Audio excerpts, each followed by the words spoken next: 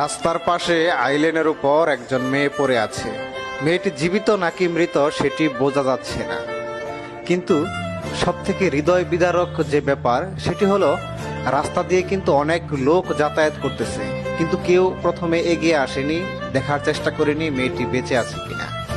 তারপর হঠাৎ একজন বাইকার তার বাইকটি থামিয়ে মেয়েটার দিকে এগিয়ে আসে এবং আশেপাশে যেসব লোক থাকে তাদেরকে সবাইকে ডাকে মেয়েটিকে ধরে নামানোর জন্য আইল্যান্ড থেকে। তারপর দেখুন সবাই আসে, আসার পর তারা প্রথমে বোঝার চেষ্টা করে মেয়েটি আসলে জীবিত নাকি মৃত। তারপর যখন তারা বুঝতে পারে যে মেয়েটি এখনো জীবিত আছে, এরপর দেখুন তারা মেয়েটিকে ধরে নিচে নামায়, মেয়েটিকে আইল্যান্ড থেকে নিচে নামানো হচ্ছে। তো দেখুন মেয়েটি যেহেতু জ্ঞান হারানো অবস্থায় ছিল, তাই প্রথমে তার জ্ঞান ফেরানোর জন্য তার মুখে পানির ছিটা দেওয়া হয়।